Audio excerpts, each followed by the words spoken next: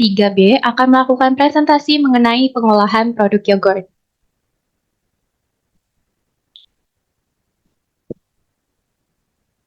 Berikut anggota kelompok dari 3B, ada Eka Devi Arianti, Putri Dwi Andita, Syafira Nurul Azmi, dan Tarisa Asatin.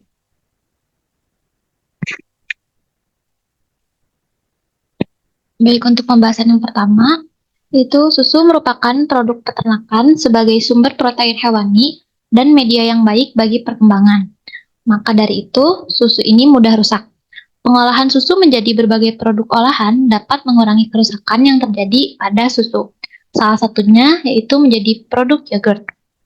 Berdasarkan SNI, yogurt didefinisikan sebagai produk yang diperoleh dari susu yang telah dipasteurisasi, kemudian difermentasi dengan bakteri sampai diperoleh keasaman, bau, dan rasa yang khas dengan atau tanpa penambahan bahan lain yang diizinkan.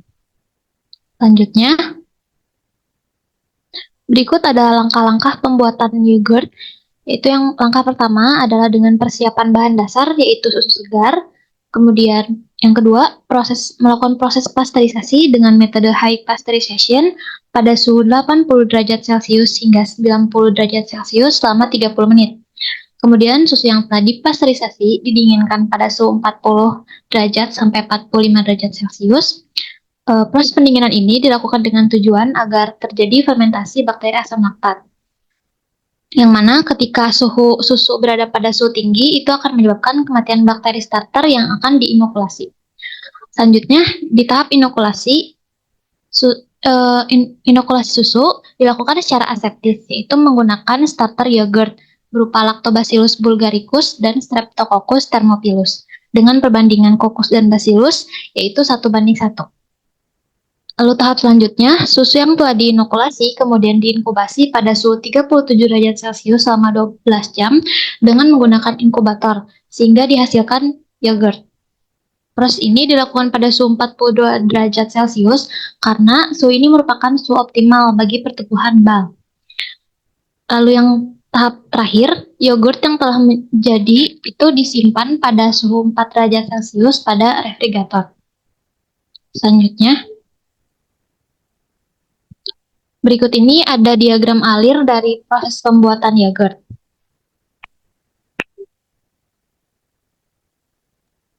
Baik, selanjutnya adalah peran komposisi yogurt. Komposisi yang pertama yaitu susu. Susu di sini dapat berupa susu UHT, susu penuh, susu tanpa lemak, susu kondensasi, maupun susu bubuk kering.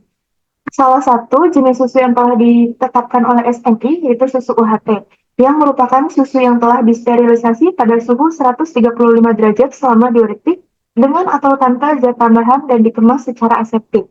Susu sebagai bahan utama yang mengandung protein yang dapat digumbalkan karena penambahan asam. Komposisi yang kedua yaitu bakteri asam laktat. Bakteri yang digunakan dalam proses pembuatan yogurt yaitu Lactobacillus bulgaricus dan juga Streptococcus thermophilus. Bakteri ini mengubah laktasa dalam susu menjadi asam laktat yang memberikan rasa asam pada yogurt dan juga bertanggung jawab atas tekstur dan konsistensi yang khas. Komposisi yang ketiga yaitu pemanis. Beberapa merek yang beredar menggunakan gula dan air sebagai bahan baku. Penambahan gula umumnya bertujuan untuk memberikan rasa manis pada yogurt karena pada dasarnya yogurt memiliki rasa yang masam. Komposisi yang keempat yaitu penstabil. Meskipun mampu menghasilkan emulsifer alami, yogurt tanpa lemak cenderung lebih mudah rusak. Maka penambahan penstabil menjadi penting untuk produk yogurt kemasan, agar produk yang dihasilkan lebih tahan lama. Kebanyakan merek yogurt mengkombinasikan penggunaan penstabil nabati dan juga hewani. Penstabil biasanya ditambahkan untuk menjaga konsistensi yogurt agar tetap stabil. Sebagai produk yang beredar di pasaran menggunakan penstabil nabati dan hewani. Penstabil nabati yang banyak digunakan yaitu pektin dan lektin yang berasal dari minyak nabati, sedangkan penstabil hewani yang banyak digunakan adalah gelatin. Komposisi yang kelima yaitu perisa atau potongan buah.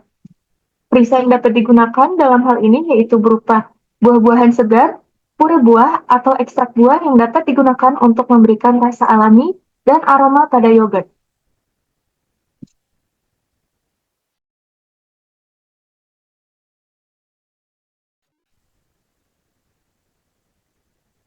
Baik, selanjutnya adalah dampak positif dari pengolahan produk yogurt. Pertama, pada tahap pasteurisasi, dampak positifnya adalah menonaktifkan bakteri patogen dalam susu sehingga bakteri probiotik dapat bekerja secara optimal dalam proses pembuatan yogurt.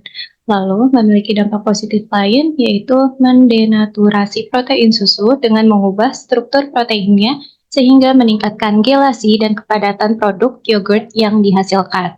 Lalu pada pendinginan yang pertama itu bertujuan agar terjadi fermentasi bakteri asam laktat, karena suhu yang tinggi akan menyebabkan kematian bakteri starter yang diinokulasikan. Lalu pada pendinginan kedua, yaitu tahap terakhir, bertujuan untuk membatasi aktivitas kultur starter dan enzim secepat mungkin, sehingga dapat memberikan pH, tekstur, dan struktur yang diinginkan dari yogurt.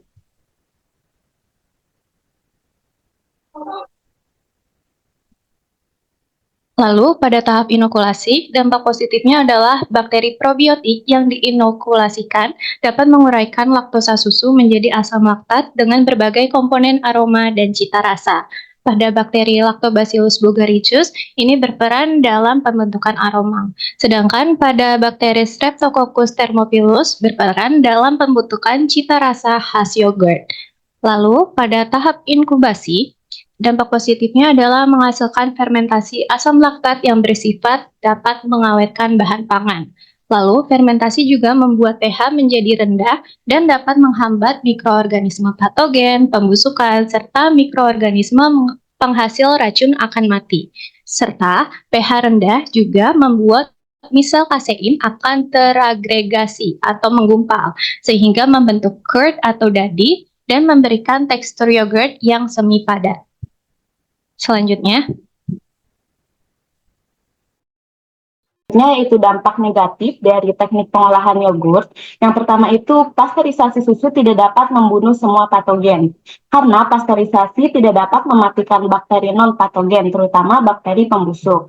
Susu pasteurisasi bukan merupakan susu yang awet. Jadi agar susu ini awet, penyimpanan susu pasteurisasi dilanjutkan dengan metode pendinginan pada suhu maksimal 100 derajat Celcius. Hal ini dapat memperpanjang daya simpan susu pasteurisasi dan juga mikroba pembusuk tidak dapat tumbuh dan berkembang pada suhu 3-100 derajat Celcius.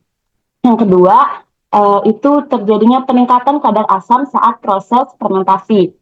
Jadi waktu fermentasi yang terlalu lama dapat menyebabkan kerusakan fisik pada yogurt berupa yogurt yang terpisah.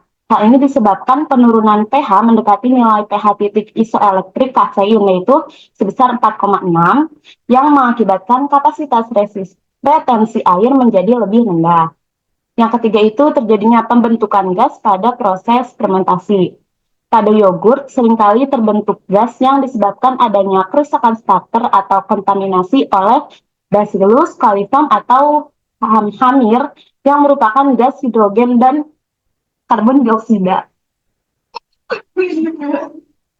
Kerusakan starter akan berpengaruh terhadap beberapa hal, yaitu kekurangan pembentukan asam, level yang tidak mencukupi atau menyimpang, dan terbentuknya gas serta lendir. Dan yang terakhir itu penambahan gula dan bahan tambahan tidak sehat, itu juga karena penggunaan glukosa atau sukrosa pada bakteri asam laktat itu kan sebesar 30%, dan sisanya akan menghasilkan rasa pada yogurt. Akan tetapi gula yang berlebihan pada pembuatan yogurt ini akan memberikan dampak negatif pada konsumen yang mengonsumsinya, terutama bagi konsumen yang mempunyai penyakit tertentu. Dan juga ini tuh dapat mempengaruhi atau menghambat pertumbuhan bakteri penyebab asam laktat. Baik, selanjutnya berikut beberapa daftar pustaka yang kami ambil dalam menyusun presentasi kali ini dan dokumentasi yang diambil. Terima kasih, sekian dari kelompok 3B. Mohon maaf apabila ada kesalahan kata. Wassalamualaikum warahmatullahi wabarakatuh.